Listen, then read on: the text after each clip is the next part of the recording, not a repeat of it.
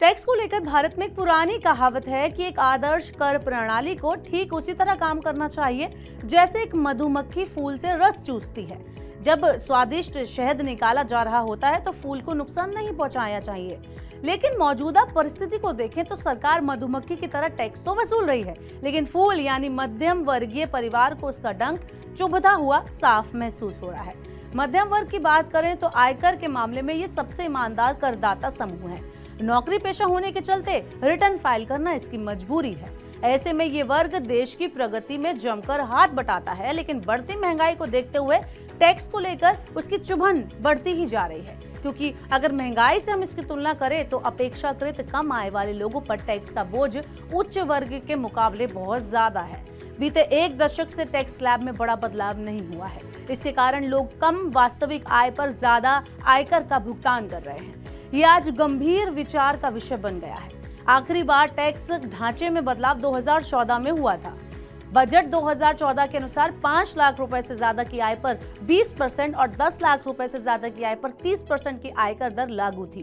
पिछले 10 सालों में इसमें कोई बदलाव नहीं आया है। अगर हम औसत महंगाई की दर को 6% मान लें तो 2014 के 5 लाख और 10 लाख रुपए का वास्तविक मूल्य अब घटकर क्रमशः 2.8 लाख और 5.6 लाख हो गया। इसका मतलब ये हुआ कि 2014 में लोग 10 लाख रुपए से ज्यादा की आय पर 30% आयकर दे रहे थे, जबकि 2014 की तुलना में वो अब 5.6 लाख रुपए की वास्तविक आय पर 30% टैक्स दे रहे हैं। इससे साफ पता चलता है कि अपेक्षाकृत कम वास्तविक आय वाले गरीब लोग अब ज्यादा आयकर दे रहे हैं। मौजूदा टैक्स प्रणाली भारतीय मध्यम वर्ग, खासकर निम्न मध्यम वर्ग के लिए बहुत ही सख्त लगती है। टैक्स और बजट का इतिहास टटोला जाए तो पी चिदम्बरम द्वारा प्रस्तुत 2005-06 के बजट को मध्यम वर्ग के लिए सबसे बेहतरीन माना जाता है। उस बजट में वित्त मंत्री ने टैक्स स्लैब में उल्लेखनीय वृद्धि की थी। इस बजट में 1 से 1.5 लाख रुपए तक की आय पर 10% कर निर्धारित किया गया था।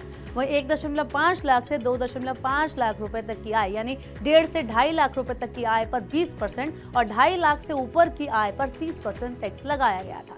आइए भारत में टैक्स की तुलना सोने से कर लेते हैं कि सोने की कीमत से क्या उस पर प्रभाव पड़ता है। इससे आपको समझने में ज्यादा आसानी होगी। आरबीआई के आंकड़े बताते हैं कि 2005-2006 में 1 ग्राम सोने की कीमत 690 रुपए थी, तो आप 1 लाख रुपए में 145 ग्राम सोना खरीद सकते थे।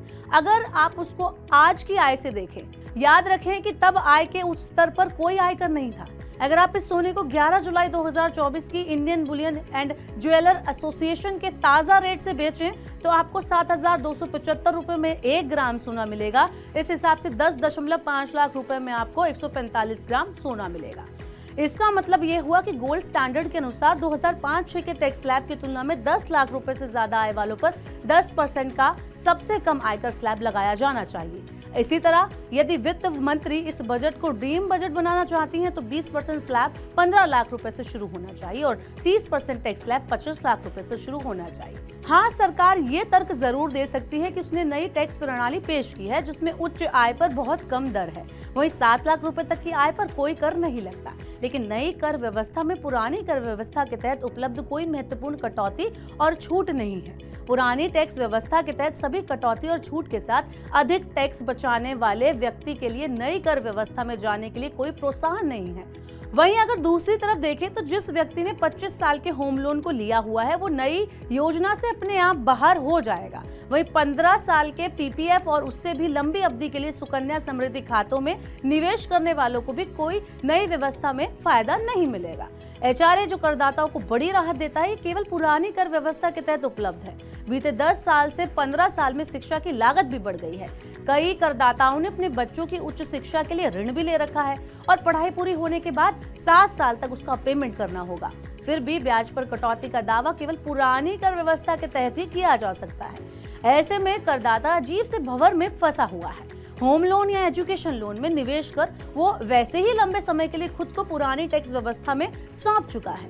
वहीं महंगाई उसकी मूल आय को घटा रही है, जिससे उसे भारी टैक्स का बोझ सहना पड़ता है।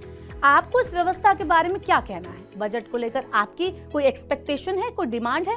अगर है तो हमें कमेंट बॉक्स में जरूर बताएं। इसके साथ ही अगर आप बजट की छोटी बड़ी घोषणाओं को सामान्य अर्थ में समझना चाहते हैं तो आप मनी9 के यूट्यूब चैनल को सब्सक्राइब करें।